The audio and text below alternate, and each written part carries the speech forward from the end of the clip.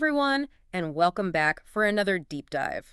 Today, we're taking you behind the scenes of something you probably love listening to, podcasts. Yeah. But we're not talking about the content itself. Right. We're going deeper into the world of branding and cover art. That's right. Yeah. We'll be exploring how podcasts create their unique identity. Right. And why that's so crucial in a world with, get this, over 5 million podcasts out there. 5 million. That's a lot of competition.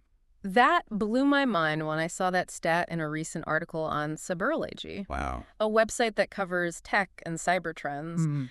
It really made me think about how my favorite podcasts stand out. Absolutely. You're like, how do you cut through all that noise and make your podcast shine? Right. That's exactly what we'll be uncovering today. Whether you're a podcast enthusiast or maybe thinking of starting your own, this deep dive will give you a whole new perspective on what makes a podcast truly captivating. And it all starts with understanding the power of branding. Okay, so branding. Yeah. It's more than just a logo. Right. It's way more than a logo. I feel like people throw that word around a lot. Think of it this way. Okay. Every time you reach for your favorite coffee or choose a specific brand of sneakers, what's driving that decision? Well, I guess it's because I know what to expect. Okay. I trust those brands. Right. And they kind of feel familiar, like a part of my routine. Exactly. And it's the same with podcasts. Okay. Branding is about creating that same sense of familiarity and trust with listeners. Got it. You're building a personality for your show that attracts the right audience and keeps them coming back for more. So how do podcasts actually do that? Well, What are the elements that go into building a podcast brand?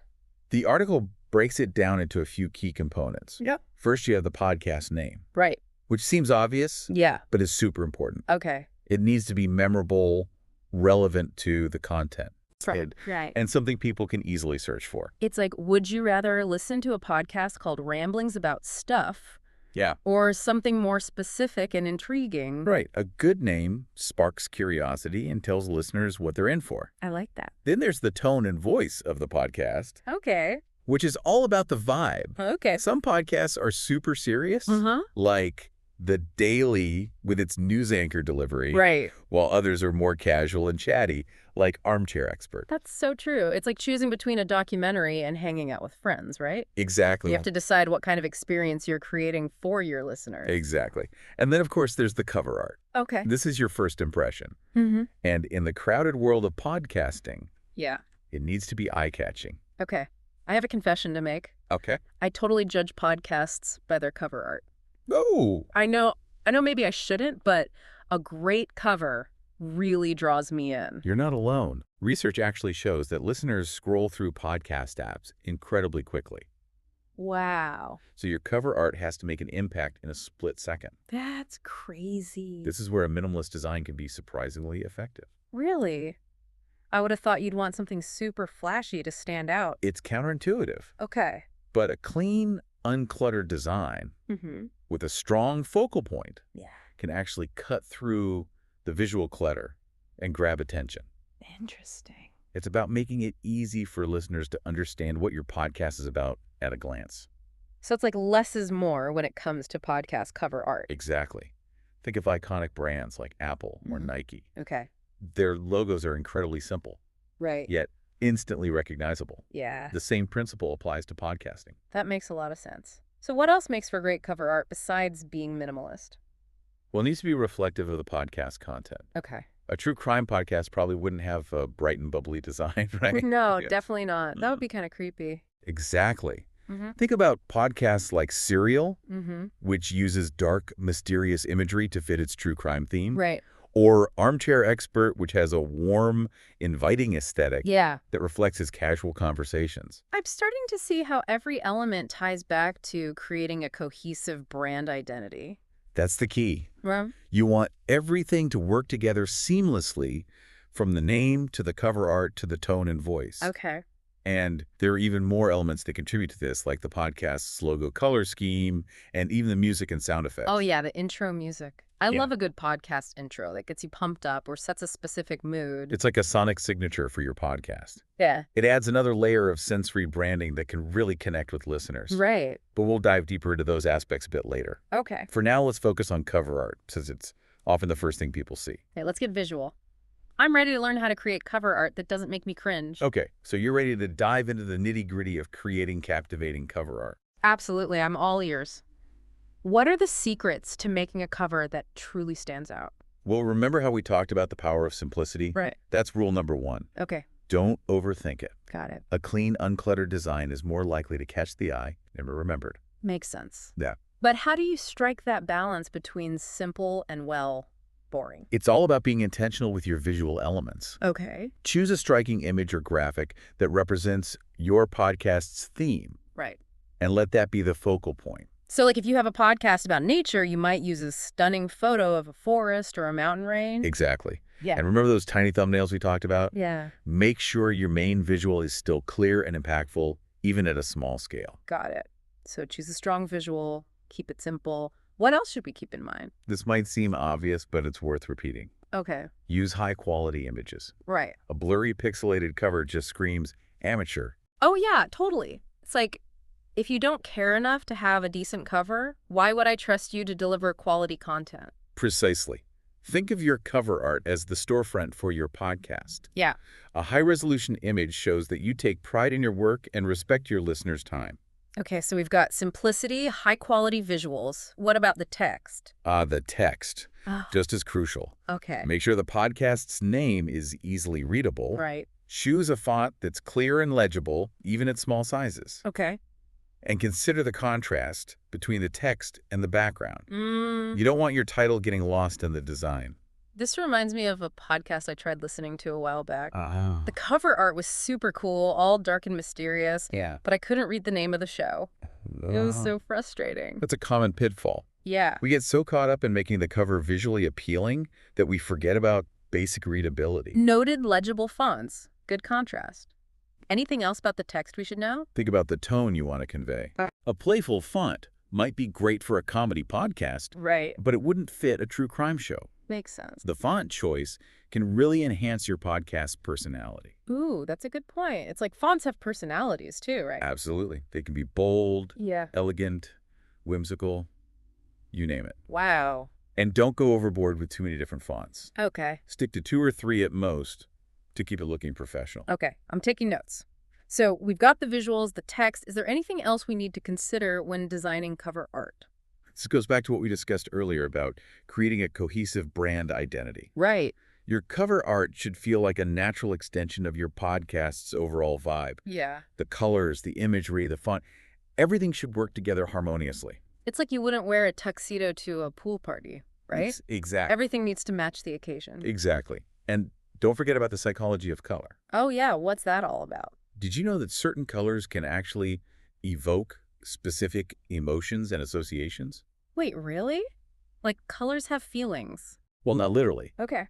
but our brains are wired to respond to colors in certain ways. Interesting. For example, warm colors like red and orange can make people feel more energetic, Huh. while cool colors like blue and green can feel more calming and trustworthy. That's so fascinating.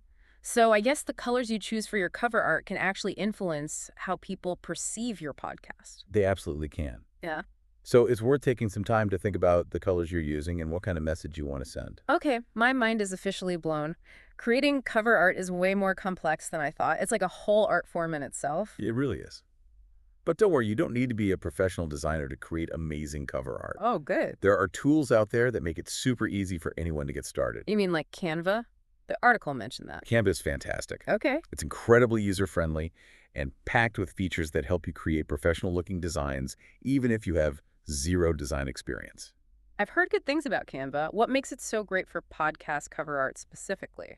Well, first of all, they have tons of ready-made templates designed specifically for podcasts, Oh, wow. so you don't have to start from scratch. Nice. You could just choose a template you like and customize it with your own images, text, and colors. That sounds so much easier than staring at a blank canvas wondering what to do. It is. And they have a huge library of stock images and graphics you can use if you don't have your own. Cool. Plus, you can play around with different fonts, colors, shapes, and even add little icons that represent your podcast's theme. Okay, I'm sold. Canva sounds like a game changer. But before I go create my masterpiece, any final tips or tricks you want to share? Here's a tip I learned the hard way. Okay. Design with those tiny thumbnails in mind. Right. When you're working on your cover art in Canva, zoom out every now and then and see how it looks at a small scale. That's a good point. It might look amazing on your computer screen, but it turns into a blurry mess on a phone, you've got a problem. Exactly. Think about it like this. Yep. You only have a split second to grab someone's attention as they're scrolling through their podcast app. Right. Your cover art needs to be clear, concise, and visually appealing even at a tiny size. So it's all about making a strong first impression. Exactly. And remember, your cover art is just one piece of the puzzle. It's part of a larger branding strategy that includes your podcast's name tone and overall personality. Okay, so we've covered a lot of ground here. We have. From the importance of simplicity to the psychology of color, it's clear that creating effective podcast cover art is a blend of art and science. It really is. And as listening habits continue to evolve, we can expect to see even more creative and innovative approaches to podcast branding. That's so exciting. It makes you wonder, what might the future of podcast visuals hold? Could we see cover art become interactive or even animated? That's a fascinating thought. Right. Imagine scrolling through your podcast app and seeing cover art that comes to life. Wow. It could be a game changer for capturing attention and engaging listeners. Okay, I'm officially geeking out about the future of podcasting. But before we get too carried away, let's bring it back to the present. We've talked a lot about the visual elements of branding, but what about the audio side? Didn't the article mention music and sound effects? It did. And those elements play a crucial role in shaping a podcast's identity. Okay. Think about your favorite podcasts for a moment. Do they have a catchy intro song? Yeah. Or maybe a signature sound effect? Now that you mention it, a lot of my favorite podcasts do have those little audio touches that make them unique. It's like adding seasoning to a dish. Right. The right music and sound effects can enhance the mood, create a sense of anticipation, and even trigger emotional responses in listeners. I never thought about it that way, but it makes total sense. Like if you have a podcast about true crime, you might use eerie music to set a suspenseful tone. Exactly. Or a comedy podcast might use upbeat music and silly sound effects to create a lighthearted atmosphere. Yeah. It's all about creating a sonic landscape that complements the content and enhances the listening experience. So how do podcasters go about choosing the right music and sound effects? Is it like a gut feeling, or is there more to it? There's definitely a strategy involved. Okay. Some podcasters hire professional composers to create original music for their shows, Right.